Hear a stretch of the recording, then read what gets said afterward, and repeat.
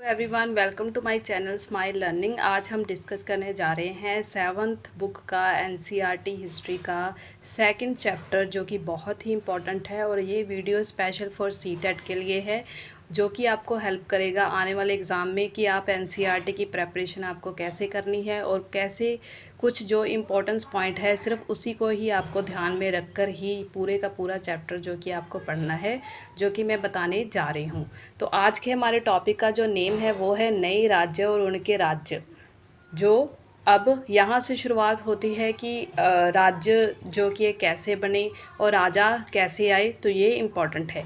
यहाँ पर लिखा हुआ है 7वीं शताब्दी के बाद कई राजवंशों का उदय हुआ। मानचित्र 1 में उपमहाद्वीप के विभिन्न हिस्सों में 7वीं से 12वीं शताब्दी के बीच शासन करने वाले प्रमुख राजवंशों को जो कि यह दिखलाया गया है। तो ये बहुत ही इम्पोर्टेंट है।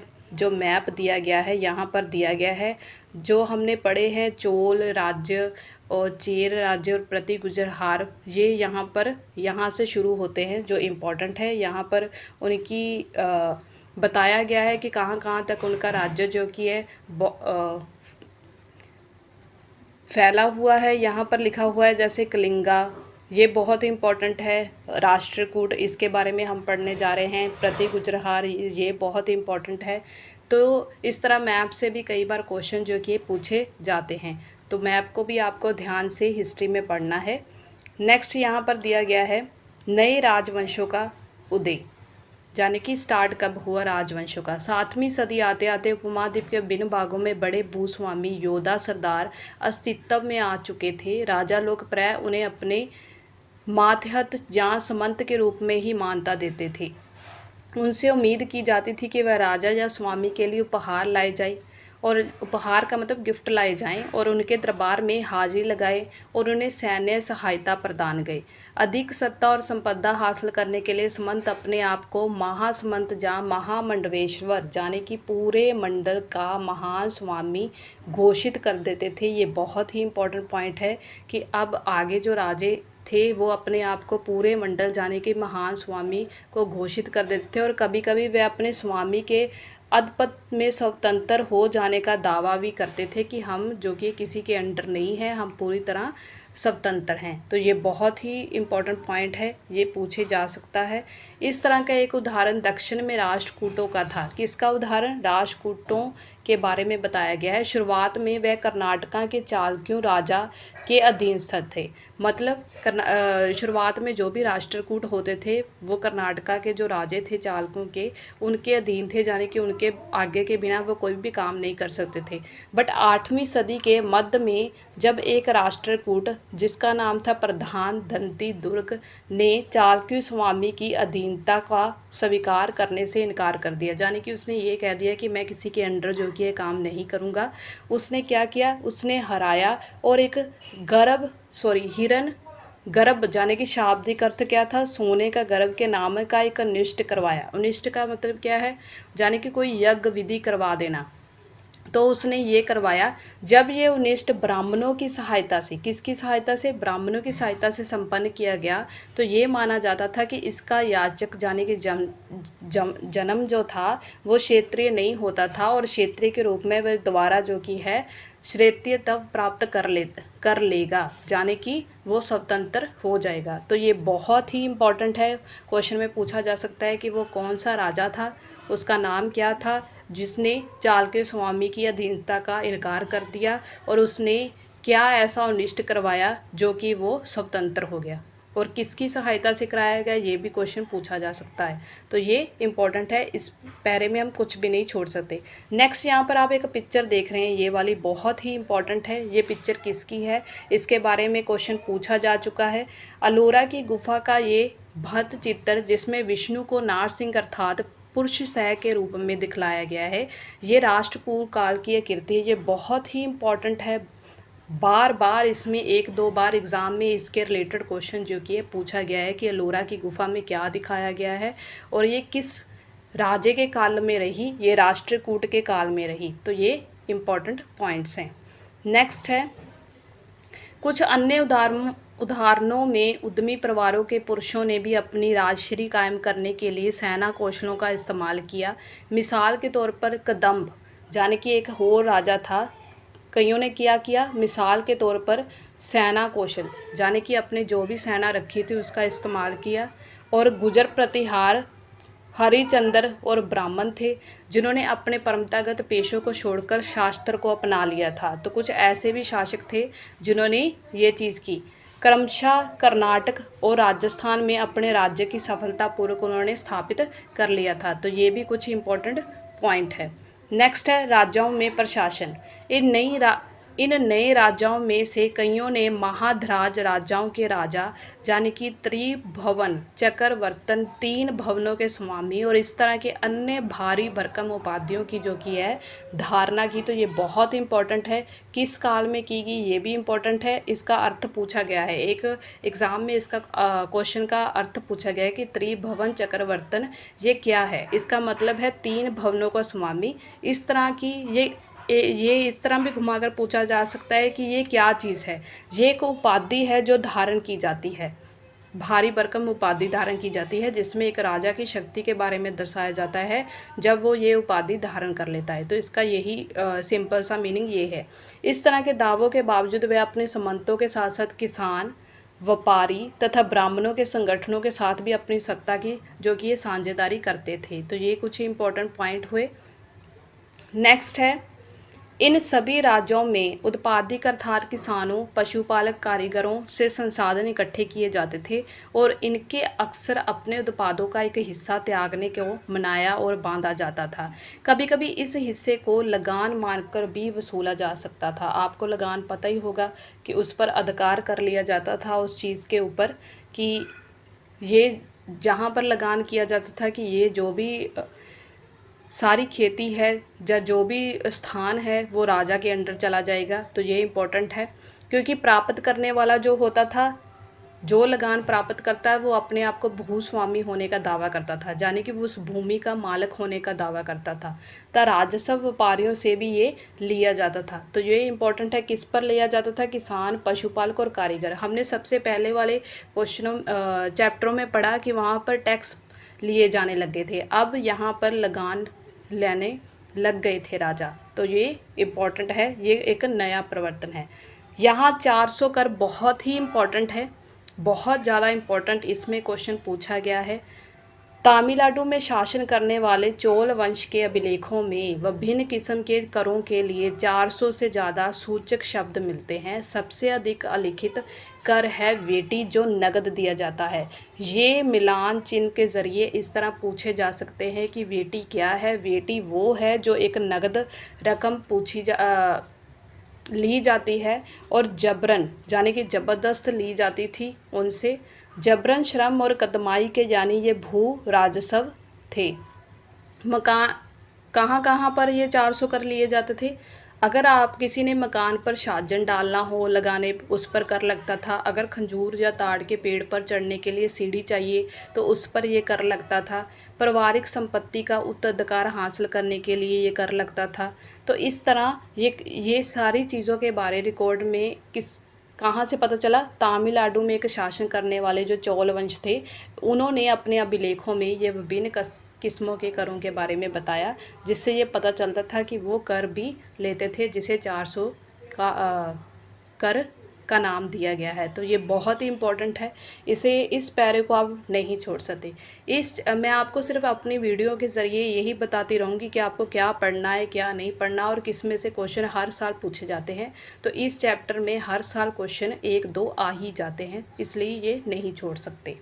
नेक्स्ट है, ये संसाधन राजा की व्यवस्था के व्यतीत आधार बनाते थे और साथ ही मंदिरों और दुर्गों का निर्माण के लिए भी इस्तेमाल होते थे। जो भी कर राजा इकट्ठे किया करते थे, अब एक ऐसी यहाँ पर स्थिति आ गई थी कि राजा अपना प्रशासन चलाने के लिए अपने मंदिर बनवाते थे और उस पर ये कर लगाते थे और इसका इस्तेमाल करते थे। संसाधन उन युद्धों को लड़ने में भी इस्तेमाल होते थे जिसमें लूट की शक्ल में धन मिलने तथा ज़मीन और व्यापारिक मार्गों के प्रयोग की संभावना जो कि है बनती रहती थी। तो ये इम्पोर्टेंट हुआ कि कर जो भी 400 कर लिए जाते थे वो किस किस पर लगते थे। अब आपको ये इस चीज़ के बारे में क्लियर हो गया होगा। राजस्व वसूली के लिए पदाधिकारियों की नियुक्ति समानता प्रभावशाली परिवारों के बीच से ही की जाती थी और ये विषाणुगत होती थी, यानी कि जन्म जिस परिवार में जन्म हुआ, अगर आप के राजा हैं, राजा के परिवार में अगर आपका जन्म हुआ तो ये जो कि है पीढ़ी दर पीढ़ी चलती थी ये चीज़ें। सेना में भी ऐसा ही होता था, अगर किसी के फादर सेना में थे राजा के अंडर, तो बाद में उनका पुत्र भी जो कि है सेना में ही भर्ती होता था, वो अदर काम वर्क नहीं कर सकता था। कई बार राजा के निकट संबंधी भी इन्हें ओहदों पर होते थे। तो ये भी कुछ इंपॉर्टेंट पॉइंट्स हुए। अभी तक तो यहाँ पर कोई भी क्वेश्चन ऐसे नहीं पूछे गए, बट हो सकता है कि आगे जाकर पूछे जाए। तो एक एक एनसीईआरटी की लाइन बहुत ही इंपॉर्टेंट है, इसे हमें समझते हुए जाना है ताकि आपको इसे पढ़ने में कोई डिफ़िकल्टी ना महसूस हो। नेक्स्ट है प्रास्तियाँ और भूमि अनुदान। प्रास्तियाँ क्या थी, मैंने फर्स्ट चैप्टर में ही आपको बताया कि प्रास्तियाँ वो होती है जब राजा प्रास्ती में दिखता है कि वो कितना महान है, उसके पास कितनी शक्ति है एक राज्य स्थापित करने की, तो वो अपनी प्रास्तियों में अपना पूरा ब्यौरा जो देता है। और ये यहाँ पर यही लिखा गया है कि ये सत्य भी हो सकते हैं और नहीं भी हो सकते। हो सकता है कि राजा के पास इतना जो कुछ भी उसने लिखवाया वो हो ही ना हो, तो ऐसे ब्यौरे यहाँ पर दिए जाते थे। लेकिन ये प्रास्तियाँ हमें ये बताती हैं कि शासक खुद को कैसा दर्शाना चाहता था, जनता के सामने वो अपने आप को कैसा पेश करना चाहता था। मिसाल के तौर पर वो शूरवीर विजय योद्धा के रूप में, जहाँ विधान ब्राह्मणों के द्वारा रची गई जो अक्सर प्रशासन में मदद करते थे।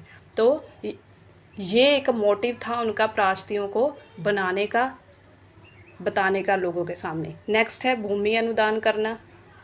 यहाँ पर एक प्रास्ती दी गई है जो बहुत ही इम्पोर्टेंट है। मैं पहले यहाँ पर आपको बता देती हूँ कि ये बहुत इम्पोर्टेंट है, इसे हम नहीं छोड़ सकते। यहाँ पर एक नागभट्ट राजा की प्रास्ती बारे बताया गया है। कई शासकों ने प्रास्तियों में अपनी उपलब्धियों का बखान किया और अपने पिछले 7 गुप्त शासक समुद्रगुप्त की प्रास्तियों के बारे में हमने पढ़ा था भी, जहाँ पर समुद्रगुप्त और उसकी पीढ़ी दर पीढ़ी के बारे में हमने पढ़ा है चैप्टर में। यहाँ पर लिखा है संस्कृति में लिखी गई ग्वालियर मध्य प्रदेश में ये पाई गई एक प्रास्ती है जिसमें प्रतिहार नरेश नागभट्ट के कामों के बारे में वर्णन किया गया है। यहाँ से क्वेश्चन पूछा जा सकता है कि प्रास्ती किसके नाम पर है, कहाँ से पूछी गई है, ग्वालियर मध्य प्रदेश से, और किस में लिखी गई है, संस्कृति में। तो देखो ये 3 क्वेश्चन बन चुके हैं और ये क्वेश्चन आ भी चुके हैं अगर आप प्रीवियस ईयर एग्ज़ाम की जिसमें एग्ज़ाम हो चुके हैं उसमें क्वेश्चन देखेंगे। तो यहाँ पर दिया गया है आंध्रा सदैव सिंध विदर्भ महाराष्ट्र का हिस्सा, कलिंगा जो कि उड़ीसा का हिस्सा है। एक राजा उनके आगे तब भी धाराशायी हो गया जब वे राजकुमार थे। तो ये एक बहुत ही बड़ी उन्होंने एक लाइन बता दी कि राजा उसके सामने तभी धाराशायी हो चुके थे जब वो एक राजकुमार थे। तो अपने आप में एक लाइन ही सब कुछ बता रही है कि वो कितने शक्तिशाली होंगे। तो ये इस तरह प्रास्तियाँ लिखी जाती थी। उन्होंने कनौज के शासक चक्र युद्ध को भी विजित किया। यहाँ पर उन्होंने किस किस को विजय किया अपने शहर में लड़ाइयाँ लड़कर, उसके बारे में बताया गया। उन्होंने वंग बंगाल का हिस्सा, अनर्त गुजरात का हिस्सा, मालवा मध्य प्रदेश का हिस्सा, करात वनवासी, तुर्शर तुर्क, वित्यत मत्स्य दोनों उत्तर भारत के राज्यों का पराजित किया गया था। यानी कि उसने पूरे भारत में जितने भी हिस्से थे उन सभी राज्यों को पराजित जो कि कर दिया था। तो इस तरह नागभट्ट की प्रास्ती में ये चीज़ें बताई गई हैं। नेक्स्ट है राजा लोग प्राय ब्राह्मण को भूमि अनुदान में पुरस्कार देते थे, यानी कि उन्हें गिफ्ट देते थे, और ये तमाम पत्रों पर अभिलिखित होते थे। किस पर अभिलिखित होते थे, उनका पूरा जो भी दिए जाते थे पुरस्कार उन्हें अभिलिखित किया गया था, जो भूमि पाने वाले को दिया जाता था, जिसे जो भूमि पाते थे। कैसे होते थे यहाँ पर दिया गया है, पहले हम यहाँ पर पढ़ेंगे। ये थोड़ा संस्कृति और थोड़ा तमिल में लिखा हुआ है। ताम्रपत्रों का एक संग्रह है जिसमें 9वीं सदी के एक शासक के द्वारा भूमि अनुदान का उल्लेख दिया गया है। जिन कड़ियों में ये पत्थर जुड़े हैं उन पर राजसी मोहर लगी हुई है और ये बताने के लिए ये एक प्रमाणिक दस्तावेज है। तो यहाँ पर इस तरह से ऊपर यहाँ पर आप देख सकते हैं कि यहाँ पर कुछ लिखा हुआ है ना, ये चीज़ों पर कुछ छोटा छोटा कर लिखा हुआ है। यहाँ पर पूरा रिकॉर्ड होता था और इस पर राजा के द्वारा मोहर जो कि लगाई जाती थी। तो ये इम्पोर्टेंट है, इसमें से भी क्वेश्चन पूछा गया है। नेक्स्ट है भूमि के साथ साथ क्या दिया जाता था। ये चोलों के द्वारा दिए गए एक भूमि अनुदान में तामिल भाग का एक अंश है। इसमें मिट्टी के बड़े मेड़े बनाकर साथ ही कांटेदार झाड़ियाँ लगाकर भूमि की सीमाओं को चित्रित कर दिया गया। इस भूमि पर ये चीज़ें फलदार वृक्ष, पानी भूमि, बगीचे, फूलदान, पेड़, कुएं, खुली जगह, चारगाह, एक गांव, बाबी, चबूतरे, नहरें, खाइयाँ, नदियाँ, दलदली ज़मीन आदि, जो कि मछलियों के तालाब, ये सारे जो चीज़ें यहाँ पर मिलती थी, जिसमें ये भूमि मिलती है वह इससे कर वसूला करते थे। यहाँ पर ये चीज़ें मिलती थी और न्याय अधिकारियों द्वारा जुर्माने के तौर पर यहाँ पर कर वसूले जाते थे, लगाए जाते थे। पान के पत्तों पर लगाने वाला कर, बुने हुए कपड़ों पर लगाने वाला कर, साथ ही साथ वाहनों पर लगाने वाला वसूला जाता था।